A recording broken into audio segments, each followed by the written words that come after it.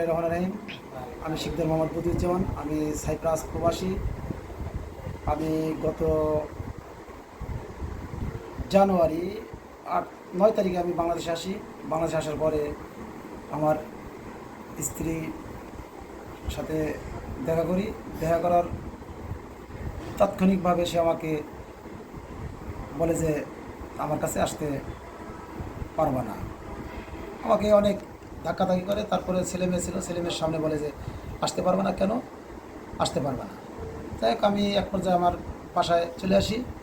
চলে আসার পরে সে ওই মুহূর্ত থেকে যোগাযোগ, আমার ফোন সে ধরে না, তার ফোন সুইচ অফ রাখে।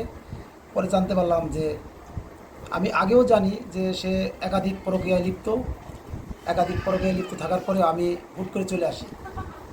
লাস্ট 2024 ডিসেম্বর, 1 ডিসেম্বর আমি সাইপ্রাসের উদ্দেশ্যে যাই। 1 মাস 8 দিন ছিলাম।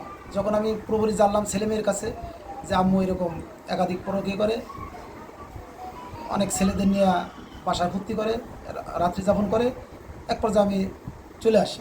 চলে আসার পর তাদের গার্জিয়ানের কাছে আমি বলি। গার্জিয়ানরা অনেক আকতিমিনতি করে থাকে। আমার গার্জিয়ানরাও অনেক আকতিমিনতি করে যে সংসার ভাঙা যাবে না, 2টো মাসুম বাচ্চা আছে, এদের দিক তাকে। তা আমিও খুবই করি, অনেক চেষ্টা করি তাকে আনতে, কিন্তু কোনো পর্যায়ে সে আমার কাছে আসতে চায় না। এর মধ্যে অনেকবার দরবার হয়েছে। ওই মেয়ের সোমাক, তার যে আমার স্ত্রী, তার ভাই, তার বোনরা, তার দুলাভাইরা, তার মা, চাচাতো ভাইরা অনেক অনুরোধ করে তাকে। তারপরেও সে বলে যে না, আমি ওর সংসার করবো না। আমার কাউকে ভালো লাগলে আমি তার কাছে যাবো, কিন্তু ওর সংসার করবো না। তো ছেলেমেয়ের দোয়াই দেয়। ছেলেমেয়েকেও সে চিনে না। এক পর্যায়ে ছেলেমেয়েকে সে চিনে না, কারণ বলে যে কে ছেলে কে মেয়ে। কারণ আমরা শুনছি যারা নাকি একবার পরকীয়ায় লিপ্ত হয় তারা তার আপন বাবা মাকেও চিনে না।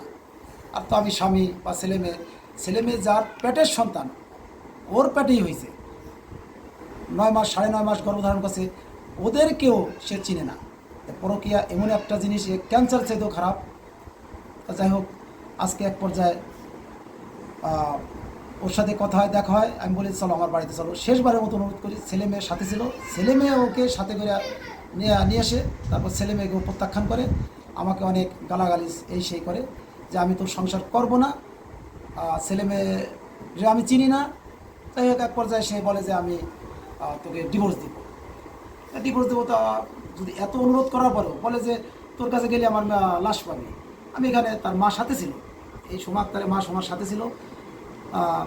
সে বলে যে তুই কী করবি? ওই মেয়ে আর মা মিলে বলে যে ডিভোর্স দেবো। পরে এক পর্যায়ে আমরা ওই যে কাজী মৌলবী বলে তাকেই ও ফোন দিতে বলে যে ফোন দেন। আমাদের এখানে এক্স চেয়ারম্যান মিলন শিকদার, তাকে ফোন দেয়। সে আসার পরে খোলা তালাক হওয়ার পরে যাই হোক, ছেলে মেয়ে বললো যে আব্বু তুমি বাঁচছো, তুমি অনেক চেষ্টা করছো। সে পরকীয়ায় লিপ্ত হয়ে গেছে, সে আমাদের মা, তারপরও সে পরকীয়ায় লিপ্ত হয়ে গেছে।